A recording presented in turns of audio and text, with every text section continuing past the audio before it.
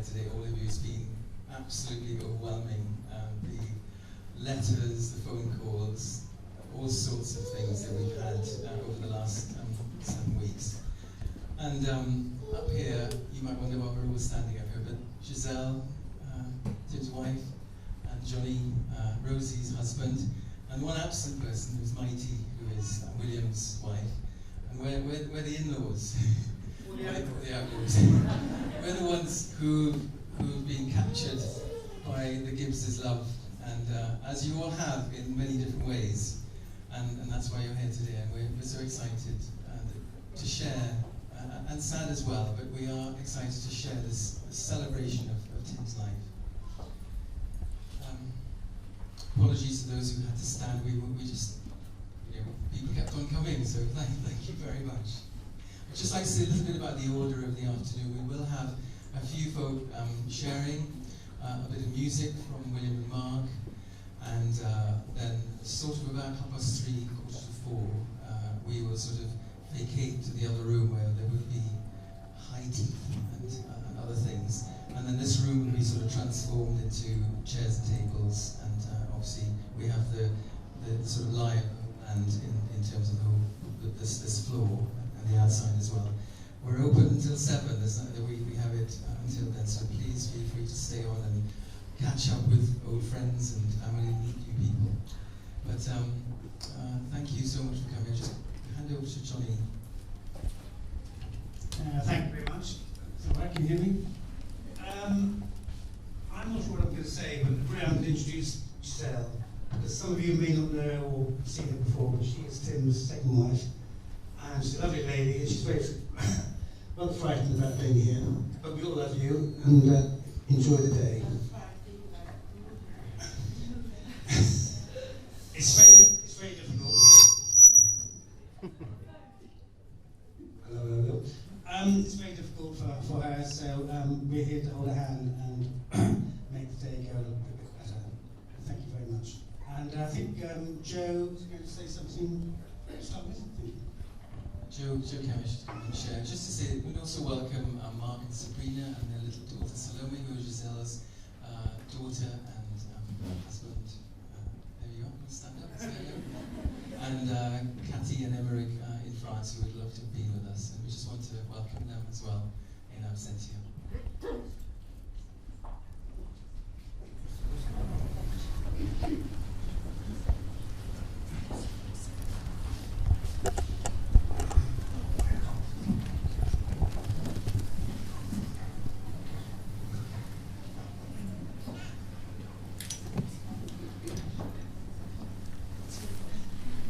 Hello everybody, I'm Jo,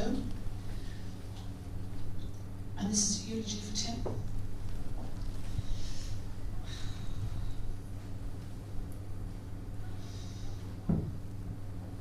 I don't know how to do justice to a man who was everyone's hero, everyone's star. There will be few of you here today who have not been touched by his extraordinarily generous and gallant heart and kind, supportive nature. Despite suffering his own personal tragedies, he was optimistic, positive, brave. For all of us, his friends, he was ever on our side, always encouraging the failing spirit. He fixed our fences, he mended our marriages, he propped up our walls, he helped us to paint, write, compose, cook, grow flowers and trees. He made us roll around our kitchens, helpless with laughter. He planned our routes for us. He taught us how to play pool, beating us hollow into the bargain. He was handsome and intelligent and funny and understanding, and he loved his wine. This, however, had to be the cheapest possible. It was one of his missions in life to find the ever cheaper bottle of decent red. Anything over a couple of francs was a waste of money. How we suffered. Tim could be exasperating. His oft-repeated phrase, "I've suddenly realised," would be followed up with a total change of plan. Complete renovation of a house, an alarming change of colour, country or tactic, the installation of a swimming pool, a chicken house, a new roof or irrigation system, all whilst you were busily getting on with his last great idea. He shunned anything that was far too clever or smart, and found gentle ways to dispossess the phony. Timothy Francis Gibbs was born on the 21st of August 1923, and his love of landscape began at home on the edge of Epping Forest. He went to school at Brighton and Bradfield in the Berkshire Downs, where his painting life began. At the tender age of 17, in the early days of the Second World War, he joined up, specifically choosing the Navy. Any of us close enough to Tim would have had what we called the map conversation, where he would quite passionately expound the virtues of one route as opposed to another. Routes were very, very important to him. On one of Tim's war missions, his ship, the Ledbury, was part of a large convoy taking oil and food to a besieged Malta. On his watch one night, when the Ledbury was away from the main convoy searching for a lost sister ship, the captain gave Tim orders to return his ship to the convoy, as it, the convoy, was under attack. Tim set off at full speed ahead, only to witness behind them huge explosions and fire, and realised then that they'd been heading away from the convoy in completely the wrong direction. The captain chose to turn a blind eye to this error, as the mistake had almost certainly saved all their lives. They later returned to pick up survivors and completed the celebrated mission to Malta. This had necessitated Tim jumping aboard an abandoned oil tanker, which was in effect a floating bomb, tying it up to 2 other ships and towing it over a 3-day period, during which they did not sleep and were continually bombarded by enemy aircraft. Malta was saved by the arrival of the oil, and the Allies were able to keep air control over the region. After the war, Tim went to Oxford, reading history at Trinity College, but more importantly, absconding to study at the Ruskin School of Drawing at the same time. He realised then, probably suddenly, that he was going to be a painter. He travelled to Alice in the south of France on painting and teaching missions with his dear friend Tom Pomfret. He loved to recount the story of swapping his plentiful supply of post-war naval cigarettes for Camembert in order for them to survive, and on another occasion, hitching a covert lift courtesy of his brother Dennis on an RAF plane to France. For this to work, he had to don an RAF uniform, which he later threw into a ditch around Arles, hoping to retrieve it later. Tim married Bridget Fry in 1955. It has always seemed romantically appropriate that Bridget, the daughter of the Fry's Chocolate Company, should marry Tim of the Gibbs SR toothpaste family, the one necessitating the need for the other. They went to live at this time with their friends the Volumis across the garden from the house in Elgin Crescent, and William was born there in 1959. They moved to Elgin a little while later, and Chloe was born there in 1961. Tim loved adventures, and one of many saw Tim and his family setting out for Portugal in 1964, where they stayed for 9 months. Elgin Crescent had been let out to lodgers meanwhile, so Tim and a pregnant Bridget returned to a very simple railford cottage in Somerset. Rose was born there on Tim's birthday in 1965 and took her first breath into a home with no water and no electricity. Tim always marvelled at how Bridget coped with 3 small children in those challenging conditions. They acquired Beckett's in 1970, an entrancing country home to which Tim returned most weekends to work on the garden and to paint in the studio he'd set up in the barn. Meanwhile, Tim was also teaching and having deserved critical success with one-man shows at the Piccadilly Gallery, the Calpine Gallery, Leicester Galleries, Agnew's, and the Nelson Rockefeller Collection in New York, to name a few. His work was also being collected by public bodies around Britain, and from 1974 to 1980, he was Deputy Ruskin Master and Head of Fine Art at Oxford University. Tim painted the gardens he so lovingly created wherever he lived. He painted his family and friends making music. He painted the images of holiday holidays by the sea in Pembrokeshire and his several journeyings abroad. He held summer schools too, inspiring students from Los Angeles to Cambridge to Tuscany.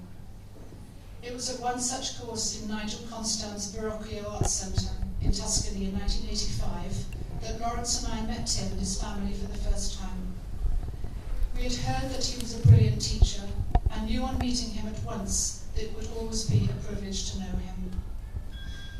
He had a particular approach to teaching which made you feel really good about yourself and your work, meant that everything you did was okay, especially if it wasn't. He was able to strip out the artifice and make you paint pictures without subjects. He taught the science of picture making, reminding us of the 4 essentials in a painting: unity, vitality, infinity, repose, elements always present in his work. He was enthralled when on his Italian painting courses we used Chianti instead of water to mix our colours out in the field. Everything was fine by him. Tim and I later shared a studio in Battersea, a time for which I will always think, lucky me. Gravier became for us the centre of our life in France from 1993 onwards. Tim had bought the house there in Tarn-et-Garonne in 1989 after Bridget died. What had been a somewhat barren setting rapidly became a mysterious, happily chaotic, jungly, scent-filled, butterfly-strewn, path-crossed, tree-shaded paradise to which most of you here today may well have spent magical times. It has been said that Tim painted as he gardened, and his character to me so reflected this. He could also be disorganised. He could forget things, he could lose things. The folds of the old armchairs at Gravier were a hiding place for numerous pairs of reading glasses. Secateurs crept into the creases of the garden. Scissors and combs slipped under piles of paper. When asked by him if we had seen the glasses, the secateurs, the scissors, we might reply, "No, have you lost them?" His invariable and final response as he fixed you with a mischievous blue-eyed stare would be, "Things are never lost, they just resolutely fail to turn up." He told the story of how he had arrived from England to Gravier in the early days in the old and beloved VW van full of his household chattels. Those of you who know the geography of Gravier know that you can arrive from either end of 2 opposite driveways with a house in the middle. On this day, Tim stopped the van, got out and rushed in to answer the telephone after a minute or two, telling the person on the other end of the line that he must cut off as he had a visitor. Someone had, quite coincidentally, just driven past his kitchen window and he ought to go out to see who it was. It was actually his own dear VW van, not hampered by superfluous items like drivers or handbrakes. Gently cruising past the kitchen window, getting up speed, descending the hill, and tipping over on its side at the bottom of the drive, spilling the chattels. Typically, Tim saw the funny side of the story and told it with wit and endearingly, always a touch of, "I don't know how that happened." We remember sun and wine-soaked days at Gravier, with William, Chloe, Rose, with Tom Pomfret, of course, Peter and Jill Collymore, the Willistons, the Von Etzdorfs, the Volumys, Alan, Hetty, Anne Rowe, Susan Anstruther, the Arnold Fosters, his dear late sister Dinah, and many others come to sample Tim's unique and loving hospitality. On one such visit, Nick Williston, now also sadly departed, wrote a poem which argued the case of the kitchen as opposed to the garden. He called it, aptly, Ode de Vie. This is an extract. At Gravier, the kitchen is the centre of the place where man and woman also finds the sustenance to face those unrewarded labours, the compulsion of our arts. It's where we know we'll find the nourriture to reach the parts untouched by all the fine herbaceous plants you care to name. The kind of feast on offer here is simply not the same. The glory of Tim's kitchen is a mirror of himself, not just the crammed and bursting fridge, the overloaded shelf. but something in the atmosphere, a unique ambiance. French words, though used in England, come in handy too in France. His paintings on the walls, and everywhere you look, the odds and ends collected lovingly, the dear domestic gods, from Portugal or Somerset, wherever he has set up house and made it special, like no other man's.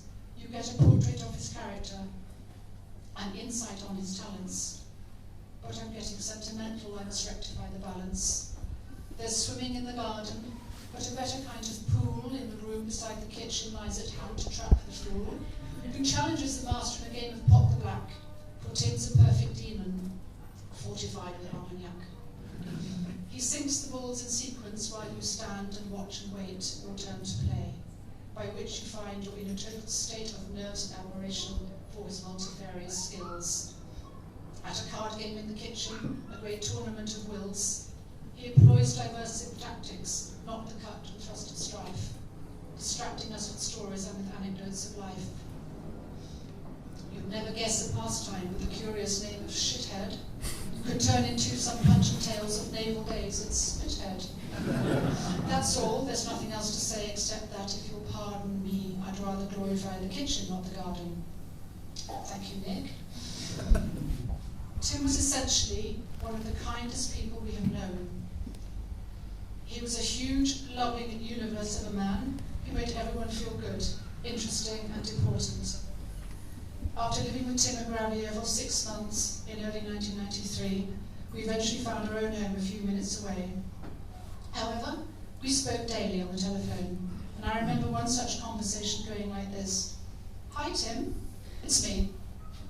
Pause. Tim replies, oh, Esme, how are you? Me, Tim, do you know anyone called Esme? Tim, no, I just didn't want to offend whoever was calling.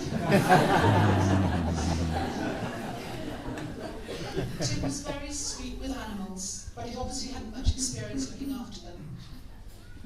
When he so generously gave us and our 2 cats a home for those first 6 months at Gravier, we left him in charge of the cats for 3 days while we went off to Milan for work. On our return, Tim told us that he was a bit worried about the cats as they had refused to eat for the 3 days. We were not surprised when he showed us the bag of sustenance with which he had been trying to feed the 2 ragged, rather thin, and strangely disappointed looking cats. It was cat litter.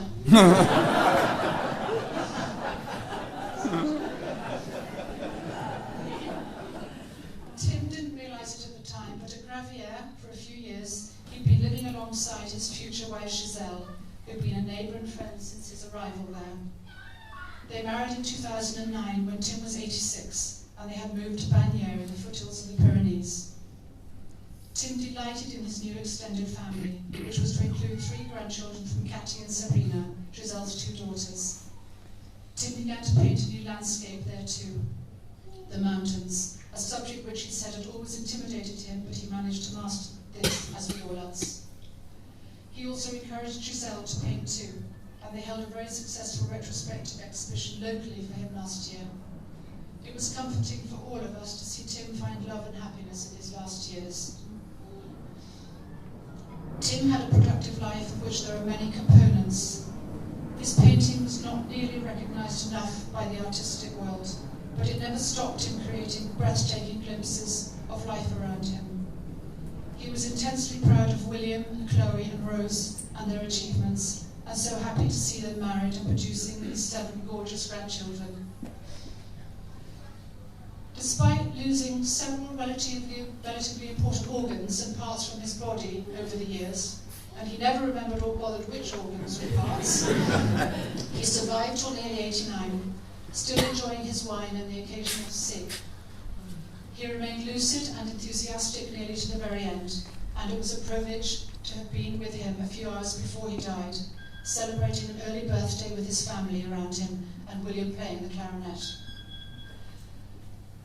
Tim left us wisdom and cuttings and recipes and strategy. He left us wonderful paintings that reflected his true nature and response to his environment. Vibrant, colourful, complex, affectionate, compassionate work. Tim gave equal importance to the roses he cultivated and the wildflowers he encouraged in the cracks and crevices of his gardens. So he was with the people around him. I will always have an abiding image of Tim, and that is one of him in his garden at Gravier, but it could be any of his gardens anywhere. He wears a faded striped shirt over which is a cardigan. He wears a pair of cord jeans. On his feet are the espadrilles with the backs trodden down. In one paint-spattered hand, a cigarette. In the other, a mug of coffee. He squints into the sunlight, and he blends right into his own landscape. Tim didn't believe much in afterlife theories or modern stuff, but I know he is still here amongst us, in the folds of the old armchairs and in the creases of the garden. He is not lost. He is, in his own immortal words, just resolutely failing to turn up.